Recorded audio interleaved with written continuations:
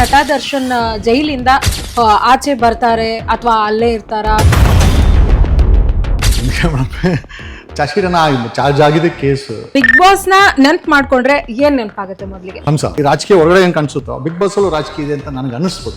ಹೊಸ ಪ್ರತಿಭೆಗಳನ್ನ ತರಲ್ಲ, ಹೊಸ ಪ್ರತಿಭೆಗಳಿಗೆ ಹೊರಗಡೆ ಬಿಟ್ಕೊಳಲ್ಲ, ಒಂದು ಮಾಫಿಯಾಗಳನ್ನ ನಡೆಸ್ತಾರೆ, ಒಂದು ರೀತಿ ಮಾಫಿಯಾ ಆಗ್ಬಿಟ್ಟಿದೆ. ನಾನು ರಚಿತಾ ಮತ್ತೆ ಚೆನ್ನಾಗಿ ಮಾತಾಡ್ತಾ ಇದ್ದೀನಿ. ನಮ್ಮದೇ ಆದಂತ ಕ್ಯಾರೆಕ್ಟರ್ ಇರುವಂತ ಚಿತ್ರಗಳು ಇರ್ತದೆ. ಕೆಡಿ ಹೊಸ ಸಾಂಗ್ ಬಗ್ಗೆ ನಿಮ್ಮ ಅಭಿಪ್ರಾಯ ಏನು? ಸಮಾಜ ಪದ ಬಳಕೆ ನನಗೆ ಏನಾದರೂ ಅರ್ಥ ಕೇಳಿದ್ರೆ ನಾನು ಹೆಂಗೆ ಹೇಳೋಕ್ಕಾಗುತ್ತೆ ನನ್ನ ಮಗಳಿಗೆ? Make films romantic, not sir, ಕನ್ನಡಕ್ಕೆ ಹೀರೋಗಳ ಕೊರತೆ ಇದೆಯಾ? ಇಬ್ರು ಕೊಡ್ತೇನೆ ಅದೇ ಮೇಡಮ್. Same old faces. ಎಷ್ಟು ಸತಿ ರಚಿತಾ ರಾಮನ್ ನೋಡೋಕ್ಕಾಗುತ್ತೆ ನಮ್ಮ ಕೈಯಲ್ಲಿ? ನೀವು ಮಾತಾಡ್ತಾ ಇದ್ರಿ ಈಗ ನಟ ದರ್ಶನ್ ಜೈಲಿಂದ ಆಚೆ ಬರ್ತಾರೆ ಅಥವಾ ಅಲ್ಲೇ ಇರ್ತಾರಾ, ಅವ್ರಿಗೆ ಶಿಕ್ಷೆ ಆಗತ್ತಾ? ನೀವು ಲಾಯರ್ ಆಗಿರೋ ಕಾರಣಕ್ಕೆ ಈ ಪ್ರಶ್ನೆ ಕೇಳ್ತಾ ಇದ್ದೀನಿ. ಏನಿದೆ ಸರ್ ಅವ್ರದ್ದು, ಅವರ ಕೇಸಿನ ಸ್ಟೇಜ್ ಏನಿದೆ? ನನಗೆ ಮೇಡಮ್ ಚಾಶಿರನ ಚಾರ್ಜ್ ಆಗಿದೆ ಕೇಸ್. ನಾವು ಯಾವತ್ತೂ ಕೂಡ ನಾನು ಹೇಳೋದಲ್ಲ, ನನ್ನ ಸಿ ಎಮ್ ಆರ್ ಎಲ್ಲನೂ ಪಾಪ ಯಾರಿಗೆ ಸಮಸ್ಯೆ ಇಲ್ಲ ಅಥವಾ ಯಾರು ಒಳ್ಳೆಯವರು ಇದ್ದಾರೆ ಅವ್ರನ್ನ ಪರಿವರ್ತನೆ ಮಾಡಿ ಹೊರಗಡೆ ತರಬೇಕು ಅಂತ ನಾನೇ ಹೇಳಿದೆ. ನಾವು ಯಾವತ್ತೂ ಯಾರನ್ನ ಜೈಲಲ್ಲಿರೋ ನಮ್ಮ ವಿರೋಧಿಗಳು ಕೂಡ ನಾವು ಜೈಲ್ ಬೇಡ ಅಂತಲೇ ಹೇಳೋದು. ಮೇಡಮ್ ತಪ್ಪು ಮಾಡಿದರೆ ಶಿಕ್ಷೆ ಆಗುತ್ತೆ ದರ್ಶನ್ ಅವ್ರಿಗೆ, ಇಲ್ಲ ಹೊರಗಡೆ ಬರ್ತಾರೆ. ಅದರಲ್ಲಿ ಅದು ಆ ವ್ಯವಸ್ಥೆಯನ್ನು ನಾವು ಮಾಡಿಟ್ಟಿದ್ದೀವಿ. ಅದನ್ನು ಹೇಳಬೇಕಾದ್ದು ನಾವಲ್ಲ ಮೇಡಮ್. ಯಾಕೆ ಅಂತಂದರೆ ನ್ಯಾಯಾಲಯ ಇದೆ. ನ್ಯಾಯಾಲಯದ ಮುಂದೆ ಈ ಒಂದು ಕೇಸ್ ಇರೋದ್ರಿಂದ ಅದ್ರ ಬಗ್ಗೆ ಅವ್ರು ಹೊರಗಡೆ ಬರ್ತಾರೆ ಅಥವಾ ಹೊರಗಡೆ ಇರ್ತಾರೆ ಅಂತ ಹೇಳೋದು ತಪ್ಪಾಗುತ್ತೆ. ಐ ವಿಶ್ ಹಿಮ್ ಒಳ್ಳೇದಾಗಲಿ ಅಂತ ನಾವು ವಿಶ್ ಮಾಡಬಲ್ಲೇ ಬಿಟ್ಟರು. I can be one of the well wisher that ಏನೋ ಒಳ್ಳೇದಾಗಲಿ ಅಂತ. ತಪ್ಪು ಮಾಡಿದರೆ ಶಿಕ್ಷೆ ಆಗುತ್ತೆ, ಯಾರೂ ತಪ್ಪಿಸ್ಲಿಕ್ಕೆ ಆಗಲ್ಲ. ಈಗ ನಾವು ಅದನ್ನು ಪ್ರೀಮೆಚೂರ್ ಏನು ಹೇಳೋಕ್ಕೂ, ಯಾಕಂದರೆ ಟ್ರಯಲ್ ಸ್ಟೇಜಲ್ಲಿದ್ದಿಂದ ಏನೇ ಹೇಳೋದಕ್ಕೂ ಕೂಡ ಅದು ಪ್ರೀಮೆಚೂರು. ಒಳ್ಳೇದನ್ನೇ ಬಯಸ್ತೀವಿ ನಾವು. ವಿ ಆಲ್ವೇಸ್ ಪ್ರೇ ಎಸ್ ಒಳ್ಳೇದಾಗಲಿ. ಸತ್ತಿರೋದಂತೂ ನಿಜ. ಆ ಕುಟುಂಬಕ್ಕೆ ನೆಮ್ಮದಿ ಸಿಗಲಿ, ಅವ್ರ ಕುಟುಂಬಕ್ಕೆ ಒಂದು ವ್ಯಕ್ತಿನ ಕಳ್ಕೊಂಡಿದ್ದಾರೆ, ಅವ್ರಿಗೆ ಒಳ್ಳೇದಾಗಲಿ, ಅವ್ರಿಗೂ ಕೂಡ ಒಳ್ಳೇದಾಗಲಿ. ಆ ಒಂದು ನಷ್ಟವನ್ನು ಭರಿಸುವಂಥ ಶಕ್ತಿ ಅವ್ರಿಗೆ ಕೊಡಲಿ, ಇವ್ರಿಗೂ ಒಳ್ಳೇದಾಗಲಿ ಅಂತ. ಬಿಗ್ ಬಾಸ್ ನ ನೆನ್ಪ್ ಮಾಡ್ಕೊಂಡ್ರೆ ಏನ್ ನೆನಪಾಗುತ್ತೆ ಮೊದಲಿಗೆ? ಹಂಸ. ಯಾಕೆ? But I think that pair ಅಥವಾ ನಾನು ಮತ್ತೆ ಹಂಸ ಮತ್ತೆ ಮಂಜು ಏನಿದೆ ಆ ಒಂದು I think we were playing. ಅಂದರೆ ನನ್ನ ಜೊತೆನಲ್ಲಿ ಹಂಸ ಆಗಿರ್ಬೋದು, ಮಂಜು ಅಪೋಸ್ ಮಾಡಿರೋದು. ಅದು I think that was a gravity. ಆ ಎಂಟೈರ್ 18 ದಿವಸ ಆಟ ನಿಂತಿದ್ದಿದೆ ಅದ್ರ ಮೇಲೆ ಅಂತ. ಸೊ ಹಂಗಾಗಿ ಐ ಥಿಂಕ್ ನಾನು 3 ಜನ ತುಂಬ ಜ್ಞಾಪಕ ಬರ್ತಾರೆ. ಇನ್ಫ್ಯಾಕ್ಟ್ ಮಂಜು ಮತ್ತೆ ಹಂಸ ತುಂಬ ಜ್ಞಾಪಕ ಬರ್ತಾರೆ. ಓಕೆ, ನೀವು ಬಿಗ್ ಬಾಸ್ ಇಂದ ಹೊರಗೆ ಬಂದ ರೀತಿ ನಿಮಗೆ ಸರಿ ಅನ್ಸುತ್ತಾ? ಅಲ್ಲ, ರೀತಿ ತಪ್ಪಿರ್ಬೋದು. ಯಾಕೆ ಅಂತಂದರೆ I was kicked away. But ಏನು ಮಾಡ್ಲಿಕ್ಕಾಗಲ್ಲ. ಬಟ್ ಜನರ ಪ್ರೀತಿ ತುಂಬ ಚೆನ್ನಾಗಿ ಸಿಕ್ತು. ನಾನು ಎಲ್ಲೋ ಒಂದು ಕಡೆ ಒಂದು ಮೊಬೈಲ್ ಇಟ್ಕೊಂಡು ಸಣ್ಣ ಪುಟ್ಟ ವಿಡಿಯೋಗಳನ್ನ ಮಾಡಿಕೊಂಡು ಸಾಮಾಜಿಕ ಜಾಲತಾಣವನ್ನು ನನ್ನ ಮಟ್ಟಕ್ಕೆ ಬಳಕೆ ಮಾಡ್ಕೊಂಡಂಥ ವ್ಯಕ್ತಿ ನಾನು. ಅಂಥದ್ರಲ್ಲಿ ಒಂದು ಲೈಸೆನ್ಸ್ಡ್ ಪ್ಲ್ಯಾಟ್ಫಾರ್ಮ್ ಸಿಕ್ತು. ಇವತ್ತು ಏನು ಬಿಗ್ ಬಾಸ್ ಜಗದೀಶ್ ಅಂತ ಹೇಳ್ತಾರೆ, ಆ ಬ್ರ್ಯಾಂಡ್ ಏನು ಬಂದಿದೆ, ಡೆಫಿನೆಟ್ಲಿ ಅದು ನನಗೊಂದು ಹೆಚ್ಚಿನ ಮಹತ್ವವನ್ನು ಕೊಟ್ಟಿದೆ. I think I always am happy. But ಹೊರಗಡೆ ಬಂದ ರೀತಿ ಸರಿ ಇಲ್ಲ. ಅಲ್ಲಿ ಕೂಡ ಈ ರಾಜಕೀಯ ಹೊರಗಡೆ ಏನು ಕಾಣಿಸುತ್ತೋ ಬಿಗ್ ಬಾಸ್ ಅಲ್ಲೂ ರಾಜಕೀಯ ಇದೆ ಅಂತ ನನಗೆ ಅನ್ನಿಸ್ಬಿಡ್ತು. ಸರ್, ಬಿಗ್ ಬಾಸ್ ಇಂದ ಆಚೆ ಬಂದ್ಮೇಲೆ ನಿಮಗೆ ಸಿನಿಮಾ ಆಫರ್ ಬಂದಿದ್ಯಾ? ಇಲ್ಲ, ಚರ್ಚೆಗಳಾಗಿದೆ. ಬಟ್ ನನಗೆ ಅಂತಲ್ಲ ಮೇಡಮ್, 360 ಸಿನಿಮಾ ಮಾಡಿದ್ದಾರೆ ಮೇಡಮ್. 18 ಜನ ನಮ್ಮ ಜೊತೆಲಿ ಇದ್ದಾರೆ. ಯಾರಿಗೂ ಕೂಡ ಒಂದು ಅವಕಾಶ ಈ ಸ್ಯಾಂಡಲ್ವುಡ್ ಅವ್ರು ಕೊಟ್ಟಿಲ್ಲ. ಇವತ್ತು ಮನೆ ನೋಡಿ, ಇಲ್ಲಿ ಯಾವುದೋ ಒಂದು ಫಿಲ್ಮ್ ಫೇರ್ ಅವಾರ್ಡ್ ಏನೋ ಕೊಟ್ಟು ಅವ್ರವ್ರಿಗೆ ಕೊಟ್ಕೊಂಡಿದ್ದಾರೆ. ಯಾರು ಕೊಡಬೇಕು ಅಂದರೆ ರವಿಚಂದ್ರನ್ ಕರೆದು ಕೊಟ್ಟಿದ್ದಾರೆ. ಕೊಡಲಿ ಬೇಡ ಅಂತ ಹೇಳ್ತಾ ಇಲ್ಲ. ರವಿಚಂದ್ರನ್ ಹಿರಿಯ ನಟರು ಅಥವಾ ರಚಿತಾ ರಾಮ್. ಹೊಸ ಪ್ರತಿಭೆಗಳನ್ನು ತಗೊಂಬನ್ನಿ. ಹೊಸ ಪ್ರತಿಭೆಗಳನ್ನ ತರಲ್ಲ, ಹೊಸ ಪ್ರತಿಭೆಗಳಿಗೆ ಹೊರಗಡೆ ಬಿಟ್ಕೊಳಲ್ಲ, ಒಂದು ಮಾಫಿಯಾಗಳನ್ನ ನಡೆಸ್ತಾರೆ. ಆಮೇಲೆ ಒಂದು ಸಿಂಡಿಕೇಟ್ಗಳನ್ನ ಮಾಡ್ಕೊಂಡಿದ್ದಾರೆ.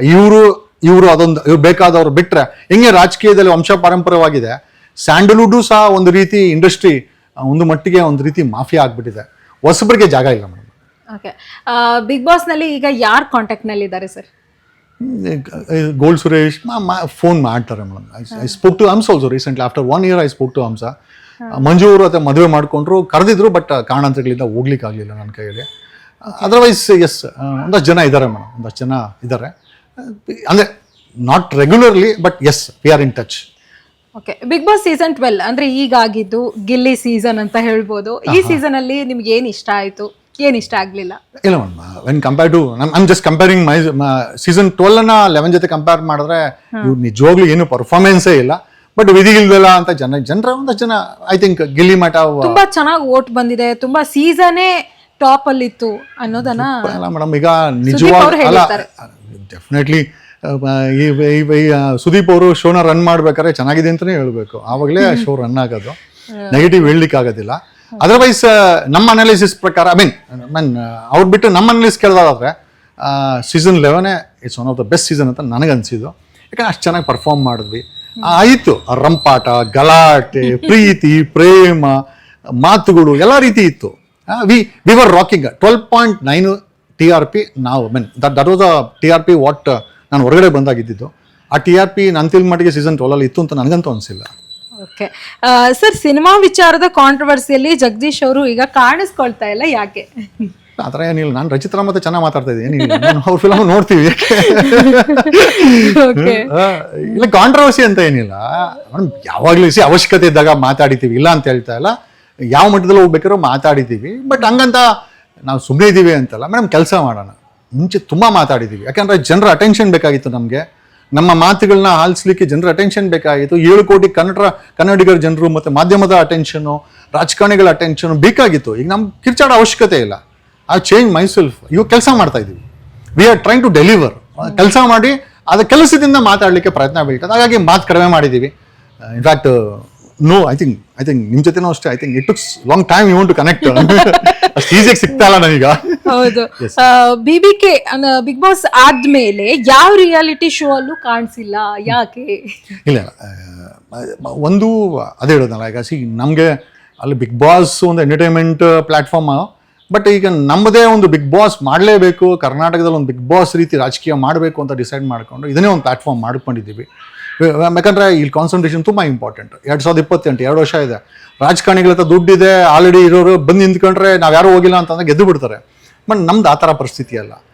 V are trying to bring in ಒಂದು ಪೊಲಿಟಿಕಲ್ ಚೇಂಜ್ ತರಬೇಕು ಅನ್ನೋದು ನಮ್ಮ ಒಂದು ಆಸೆ. CM ಆಗಬೇಕು ಅಂತ ಏನು ನೀವು ಹೇಳೋಲ್ಲ, ಅದೆಲ್ಲ ಇದೆ. ಆಮೇಲೆ ನಾನು CM ಆಗ್ಬೇಕಾದ್ರೆ ಒಂದಷ್ಟು ಜನ ನಾನು ಒಂದು 170 ಜನ MLAಗಳು ಕೂಡ ಮಾಡಬೇಕಾಗತ್ತೆ. ಅದಕ್ಕೆ ಬೇಕಾದಂಥ ಫಂಡಿಂಗು, ಆರ್ಗನೈಸಿಂಗ್ ಆಗಿರ್ಬೋದು, ಪಾರ್ಟಿ ಆಗಿರ್ಬೋದು, ಸಾಕಷ್ಟು ಕೆಲಸಗಳಿದೆ. We are trying to work. ಒಂದು ಕರ್ನಾಟಕದಲ್ಲಿ 2028ಕ್ಕೆ ಒಂದು ಸರ್ಕಾರ ಮಾಡಿ ಒಂದು ಬಿಗ್ ಬಾಸ್ ಮಾಡೋಣ, ತೋರ್ಸೋಣ ಜನಗಳಿಗೆ ಯಾವ ರೀತಿ ಬಿಗ್ ಬಾಸ್ ಇರುತ್ತೆ ಅಂತ. ನೆಕ್ಸ್ಟ್ ರಿಯಾಲಿಟಿ ಶೋ ಅಲ್ಲಿ ಕಾಣಿಸ್ಕೊಳ್ತಾರಾ ಜಗದೀಶ್ ಅವರು? ಸಿಕ್ಕರೆ ಮಾಡೋಣ ಮೇಡಮ್. ಮಾಡಬಾರ್ದು ಅಂತೂ ಇಲ್ಲ, ಮಾಡಬೇಕು ಅಂತ ಇಲ್ಲ. ನಾನು ಹೇಳಿದ್ನಲ್ಲ ಹಾಗೆ, ಅವಕಾಶಗಳು ಮಾಫಿಯಾಗಳ ಕೈಯಲ್ಲಿದ್ದಾಗ ಐ ಥಿಂಕ್ ಸಾಮಾನ್ಯ ಜನರಿಗೆ ನಮ್ಮಂತವ್ರಿಗೆ ಸಿಗಲ್ಲ. ಹಾಗಾಗಿ ಇಂಡಸ್ಟ್ರಿಯಲ್ಲಿ ಯಾರ್ಯಾರ ವಿರುದ್ಧ ನೀವು ಸಿಡಿದೆದ್ದಿದ್ದೀರಾ ಅನ್ನೋದು ನಿಮ್ಗೆ ನೆನಪಿದ್ಯಾ? ಯಾರು ಸಿಡಿದಿದ್ದೀರಿ ಮೇಡಮ್? ಏನು ಅವ್ರೇನು ದೊಡ್ಡ ಪರಾಕ್ರಮಿಗಳ ಅಂತ ಐ ಡೋಂಟ್ ಥಿಂಕ್ ಸೊ. ನನಗೆ ಯಾರು ದೊಡ್ಡ ಅಂತ ಅನ್ಸಲ್ಲ ನನಗೆ, ತಪ್ಪು ಮಾಡಿದ್ರೆ.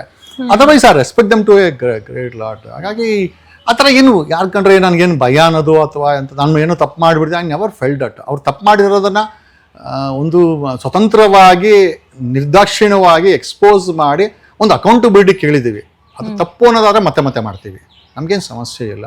ಹಾಗಂತ ಪ್ರತಿದಿನ ಅದನ್ನೇ ಕೆದ್ದುಕೊಂಡು ಅಥವಾ ಅವ್ರ ಮನಸ್ಸಿಗೆ ಬೇಜಾರು ಮಾಡ್ಕೊಳೋದು ಮೇಡಮ್, ರಿಯಲೈಸೇಷನ್ ಆಗಬೇಕು ಅಂದರೆ ಆಗ್ತದೆ, ಇಲ್ಲಾಂದರೆ ಆಗಲ್ಲ. ಜನಗಳ ಮುಂದೆ ಒಂದು ಲೆಕ್ಕಾಚಾರ ಇಟ್ಟುಬಿಟ್ಟಿದ್ದೀವಿ ನಾವು. ಓಕೆ, ಒಂದು ಸಿನಿಮಾ ಮಾಡಿ ನೀವೇ ಹೀರೋ ಆದರೆ ಒಪ್ಕೋತೀರಾ? ನೀವೇ ಹೀರೋ ಅಂತ ಹೇಳಿದ್ರೆ ನೀವು ಒಪ್ಕೊಳ್ತೀರಾ? Why not madam. Salman Khan 59 ವರ್ಷ, ಈಗಲೂ ಹೀರೋ. ಈಗ ನಮಗಿಂತ ಏಜ್ ಆಗಿರೋವಂಥವ್ರು ಕೂಡ ಇವತ್ತು ಕೂಡ ಹೀರೋಗಿರಿನ ಬಿಟ್ಕೊಡೋಕೆ ಇಷ್ಟಪಡಲ್ಲ. I will not even cross 50. I am less than 50. ಹಂಗಾಗಿ ನನಗೆ ನಮ್ಮದೇ ಆದಂಥ ಕ್ಯಾರೆಕ್ಟರ್ ಇರೋಂಥ ಚಿತ್ರಗಳು ಇರ್ತದೆ. ನಾಟ್ ನೆಸೆಸರಿ ಏನು ಮರ ಸುತ್ತಬೇಕು ಅಂತಿಲ್ಲ ಅಥವಾ ಪ್ರೇಮ ಅವ್ರ ಥರ ಹಾಡುಗಳು ಬರಿಬೇಕು ಅಂತ ಇಲ್ಲ. ಅದೇ ಕ್ವೆಶ್ಚನ್. ಓಕೆ, KD ಹೊಸ ಸಾಂಗ್ ಬಗ್ಗೆ ನಿಮ್ಮ ಅಭಿಪ್ರಾಯ ಏನು? ಸಮಾಜವನ್ನು ಸಂರಕ್ಷಣೆ ಮಾಡಬೇಕಾದಂಥ ಪೊಲೀಸರೇ ಪೋಲಿಗಳಾಗಿರ್ಬೇಕಾದ್ರೆ 700 ರೇಪ್ಗಳು, ಪೋಸ್ಕೋ ಕೇಸುಗಳು ಕರ್ನಾಟಕದಲ್ಲಿ ಎಚ್ಚೆತ್ತವಾಗಿ ಬೆಳೆದು ನಿಂತಿರ್ಬೇಕಾದ್ರೆ ಸಮಾಜಕ್ಕೆ ಒಂದು ಕಟ್ಟಕಡೆಯ ಒಂದು ಐ ಥಿಂಕ್ ದಿಸ್ ಇಸ್ ಒಂದು ಸೂಕ್ಷ್ಮವಾಗಿ ಕೊಡ್ತಾ ಇರೋಂಥ ನೋಟಿಸ್ ಆಗ್ಬೋದು, ಅಥವಾ we all need to accept it. ಈ ಥರ ಕೆಟ್ಟೋಗಿದೆ ಸಮಾಜ ಅಂತ. ಹಾಗಾಗಿ ಇಂಥ ಹಾಡುಗಳು ಐ ಥಿಂಕ್ ಅವರೇ ಪ್ರೇಮ ಅವರನ್ನೇ ಪ್ರಶ್ನೆ ಮಾಡಿಕೊಳ್ಬೇಕು. ಇದನ್ನು ನಾನು ಬೆಳಿಗ್ಗೆ ಕೇಳಿದ್ದೆ. ಜನರ ಮೇಲೆ ಏನ್ ಅಭಿಪ್ರಾಯ ಬರುತ್ತೆ? ಅಥವಾ ಅದ್ರಲ್ಲೂ ರೇಪ್ ಕೇಸ್ ನೀವೇ ಹೇಳ್ದಂಗೆ ಪೋಕ್ಸೋ ಕೇಸ್, ರೇಪ್ ಕೇಸ್ ಆಗ್ತಾ ಇದೆ. ಏನ್ ಅನ್ಸುತ್ತೆ, ಏನ್ ಪರಿಣಾಮ ಬೀರುತ್ತೆ ಹುಡುಗರ ಮೇಲೆ, ಹುಡುಗಿರ ಮೇಲೆ? ಈಗ ನೋಡಿ, ಇದು ನಮ್ಮ ಪ್ರಜ್ವಲ್ ರೇವಣ್ಣನ ವಿಚಾರದಲ್ಲಿ ತಗೊಳಕೊಂಡ್ರೆ ಅಲ್ಲಿ ಅಲ್ಲಿ ಏಜ್ ಆಗಿರೋ ಹೆಣ್ಮಕ್ಳು, ಏಜ್ ಆಗಿರೋ ಮುದುಗಿಯರನ್ನು ಕೂಡ ಅತ್ಯಾಚಾರಗಳ ಒಳಗಾಗಿರೋದನ್ನ ನಾವು ನೋಡಿದ್ದೇವೆ ನಾವು ಅಲ್ವಾ. ಈಗ ಪೋಸ್ಕೋ ಕೇಸಸ್ 4,000 ಪೋಸ್ಕೋ ಕೇಸಸ್ ಆಗಿದೆ ಕರ್ನಾಟಕದಲ್ಲಿ 2024ರಲ್ಲಿ. 4,000 ಪೋಸ್ಕೋ ಕೇಸ್ ಅಂದರೆ ಪುಟ್ಟ ಮಕ್ಕಳನ್ನು ನಾವು ಬಿಟ್ಟಿಲ್ಲ ಅಂತಾಯಿತು. ಜನರಲೈಸ್ ಆಗಿ ನಾನು ಹೇಳ್ತಾ ಇರೋದು, ನೀವು ಸಣ್ಣ ಮಕ್ಕಳನ್ನು ಕೂಡ ಅತ್ಯಾಚಾರ ಮಾಡದೆ ನಾವು ಬಿಡದಂಥ ಸಮಾಜವನ್ನು ಕರ್ನಾಟಕದಲ್ಲಿ ನಾವು ನಿರ್ಮಾಣ ಮಾಡಿದ್ದೀವಿ ಅಂತಂದರೆ 700 ರೇಪ್ಗಳು 2025ರಲ್ಲಿ ಆಗಿದೆ. 2024ರಲ್ಲಿ 4,000 ಪೋಸ್ಕೋ ಕೇಸಸ್ ಆಗಿದೆ. ಇದೆಲ್ಲ ಡಾಟಾಬೇಸ್ ಇದೆ, ಕ್ರೈಮ್ ಡಾಟಾಬೇಸ್, ನೀವು ತೆಗೆದು ನೋಡಿದ್ರೆ ಗೊತ್ತಾಗುತ್ತೆ, ನಾನೇನು ಹುಟ್ಟಿಸ್ಕೊಂಡು ಹೇಳ್ತಾ ಇಲ್ಲ. ಅಂಥ ಪರಿಸ್ಥಿತಿನಲ್ಲಿ ಮೊಲೆಸ್ಟೇಷನ್ಸ್ ಆಗ್ತಾ ಇದೆ, ರೇಪ್ಸ್ ಆಗ್ತಾ ಇದೆ, ಪೋಸ್ಕೋ ಕೇಸಸ್ ಆಗ್ತಾ ಇದೆ, ಮಕ್ಕಳನ್ನ ಬಿಡ್ತಾ ಇಲ್ಲ, ಮುದುಕಿಯರನ್ನ ಬಿಡ್ತಾ ಇರೋಂಥ ಸಮಯದಲ್ಲಿ ಎಲ್ಲದಕ್ಕಿಂತ ಹೆಚ್ಚಾಗಿ ಈ ಸಮಾಜವನ್ನು ಕಾನೂನು ವ್ಯವಸ್ಥೆಯನ್ನು ಕಾಪಾಡಬೇಕಾದಂಥ ಪೊಲೀಸರು, ಡಿ.ಜೆ. ಅವನು ಗೊತ್ತಲ್ವಾ ನಿಂಗೆ ಆ ಲಾಡಿ ಬಿಚ್ಚಿದ್ದು ಪ್ರಕರಣ, ಈಗ ಮೊನ್ನೆ ಅವನು ಯಾರೋ ಏನೋ ಐ ಥಿಂಕ್ ಇದು ಮೂಡುಬಿದ್ರೆ ಇನ್ಸ್ಪೆಕ್ಟ್ರು ದುಡ್ಡು ಕೊಡಿ ಮಂಚಿಗೆ ಮೇಡಮ್, ಪೊಲೀಸರು ಪೋಲಿಗಳಾಗ್ತಾ ಇದ್ದಾರೆ ಅಂತಂದರೆ ಇನ್ನು ಜನ ಏನಾಗ್ತಾರೆ? ನಾನು ಅವರ ಹಾಡಿಂದ ಇಂಪ್ಯಾಕ್ಟ್ ಓಕೆ ನನಗೇನು ಅನ್ಸಲ್ಲ, ನಾನು ಕೇಳಿಸ್ಕೊಂಡೆ, ಐ ಆಮ್ ಕ್ವೈಟ್ ಮೆಚ್ಯೂರ್ಡ್, ಅದನ್ನು ರಿಸೀವ್ ಮಾಡ್ಕೊಂಡು ಅದನ್ನು ಕೇಳ್ಕೊಂಡು ಆಯ್ತಪ್ಪ ಇದು ನಮ್ಗೆ ಸಂಬಂಧ ಅಲ್ಲ, ಬಟ್ ಸಮಾಜಕ್ಕಂತೂ ಇದು ಇಂಪ್ಯಾಕ್ಟ್ ಆಗುತ್ತೆ. ಇವತ್ತಿನ ನೀವು ಎಲ್ಲದಕ್ಕೂ ಪ್ರಶ್ನೆ ಮಾಡ್ತೀರಾ ಅಥವಾ ಏನ್ ತಪ್ಪು ಏನ್ ಸರಿ ಅನ್ನೋದು ಗೊತ್ತಾಗುತ್ತೆ. ಪರ್ಸನಲಿ ಅದು ನಿಮ್ಗೆ ಏನೂ ಎಫೆಕ್ಟ್ ಆಗಿಲ್ಲ ಆದ್ರೂ ನಿಮ್ಗೆ ಒಂದು ಒಪಿನಿಯನ್ ಕ್ರಿಯೇಟ್ ಆಗುತ್ತೆ, ಇದೇ ನನ್ನ ಮಗಳು ನೋಡಿದ್ರೆ ನನ್ನ ಮಗ ನೋಡಿದ್ರೆ ಆಸ್ಕ್ ಅದಕ್ಕೆ ಆ ಪದ ಬಳಕೆ ನನಗೆ ಏನಾದರೂ ಅರ್ಥ ಕೇಳಿದ್ರೆ ನಾನು ಹೆಂಗೆ ಹೇಳೋಕ್ಕಾಗುತ್ತೆ ನನ್ನ ಮಗಳಿಗೆ? ಹಾಗಂತ ಈಗ ನಮ್ಗೇನೋ ಪ್ರೊಟೆಕ್ಷನ್ ಇದೆ, ಪ್ರೇಮ್ಗೂ ಪ್ರೊಟೆಕ್ಷನ್ ಇದೆ, ಪ್ರೇಮ್ಗೂ ಬಾಡಿ ಗಾರ್ಡ್ಗಳು, ಮನೆ ಹತ್ರ ವಾಚ್ಮ್ಯಾನ್ಗಳಿದ್ದಾರೆ, ಪ್ರೊಟೆಕ್ಟೆಡ್ ಫ್ಯಾಮಿಲೀಸ್. ನಾವು ಪ್ರೇಮ್ ಎಲ್ಲ ನಾನು ಅನ್ಸೇಸ್ಕೊಂಡು ಹೇಳ್ತೀನಿ, ನಾನು ಅವ್ರನ್ನ ಸಪ್ರೇಟ್ ಮಾಡೋಕ್ಕೋಗಲ್ಲ. ಇದೇ ಪರಿಸ್ಥಿತಿ ಎಲ್ಲ ಫ್ಯಾಮಿಲಿಗಳಿಗೂ ಇದೆಯಾ? ಬೆಳಗ್ಗೆ ಇದ್ರೆ ಅಪ್ಪ ಅಮ್ಮ ಇಬ್ಬರು ಕೂಲಿಗೆ ಹೋಗ್ತಾರೆ, ಮಕ್ಕಳನ್ನು ಬಿಟ್ಟು ಹೋಗಿರ್ತಾರೆ, ಪೋಲಿಗಳ ಯಾಡುಗಳನ್ನು ನೋಡಿ ಪ್ರವೋಕ್ ಆಗಿ ಈ ಡ್ರಗ್ ಇಂಪ್ಯಾಕ್ಟ್ ಜೊತೆಯಲ್ಲಿ, ಭ್ರಷ್ಟಾಚಾರದ ಇಂಪ್ಯಾಕ್ಟ್ ಜೊತೆಯಲ್ಲಿ ಇವತ್ತು ಡ್ರಗ್ ತಗೊಂಡು ವೀಲಿಂಗ್ ಮಾಡ್ಕೊಂಡು ಹೋಗ್ತಾರೆ, ಥೆಫ್ಟ್ ಮಾಡ್ತಾರೆ, ಕ್ರೈಮ್ ಮಾಡ್ತಾರೆ, ರೇಪ್ ಜಾಸ್ತಿ ಆಗಿದೆ ಕರ್ನಾಟಕದಲ್ಲಿ ಬಿಕಾಸ್ ಆಫ್ ಡ್ರಗ್ಸ್. ಜೊತೆಯಲ್ಲಿ ನೀವು ಆ ಡ್ರಗ್ ಜೊತೆಯಲ್ಲಿ ಈ ಹಾಡುಗಳನ್ನೂ ಡ್ರಗ್ ರೀತಿ ಮಾಡಿ ಕೊಟ್ಟರೆ ಇಟ್ ವಾಸ್ ವೆರಿ ವೆರಿ ಒಂಥರ. ನಾವು ಒಂದು ಸಮಯದಲ್ಲಿ ರಾಜ್ಕುಮಾರ್ ಅವರ ಹಾಡುಗಳನ್ನು ಕೂಡ ಕೇಳ್ಕೊಂಬಂದಂಥವ್ರು, ಅದಕ್ಕಿಂತ ಐ ಥಿಂಕ್ ರೊಮ್ಯಾಂಟಿಕ್ ಮಾಡೋಕ್ಕೆ ಸಾಧ್ಯನೇ ಇಲ್ಲ. ಮೇಕ್ ಫಿಲ್ಮ್ಸ್ ರೊಮ್ಯಾಂಟಿಕ್, ನಾಟ್ ಅಸಹ್ಯ ಪಡೋ ರೀತಿ ಆಗ್ಬಾರ್ದು. ತಮ್ ನಮ್ ನನ್ನಿ ಮನಸ್ಸು ಮಿಡಿಯುತ್ತಿದೆ ಆ ಹಾಡಲ್ಲಿ ರಾಜ್ಕುಮಾರ್ ಅವರು ಕಂಬಳಿ ನೋವು ಗೊಬ್ಬರ ಹಾಕೊಂತಾರೆ, ಮೈ ಟಾಪಲ್ಲಿ ಅವ್ರ ಮೈ ಬಟ್ಟೆ ಇರಲ್ಲ, ಬಟ್ ಆದರೂ ಫ್ಯಾಮಿಲಿಯಲ್ಲಿ ಕೂತ್ಕೊಂಡು ನೋಡ್ಬೋದು ನಾವು. See the impact is you show love, you show affection, you show ಆ ಪ್ರೀತಿ ಪ್ರೇಮನೂ ತೋರಿಸಿ, ರೊಮ್ಯಾನ್ಸ್ನೂ ತೋರಿಸಿ, ಬಟ್ ಅಸಹ್ಯ ಮಾಡೋದಿದೆಯಲ್ಲ ನಮ್ಮನ್ನು ಈಗ ನಾವು ಸ್ಥಾನದ ಮೇಲೆ ನಮ್ಮನ್ನು ನೋಡ್ಕೊಂಡ್ರೆ ಅಸಹ್ಯ ಆಗುತ್ತೆ.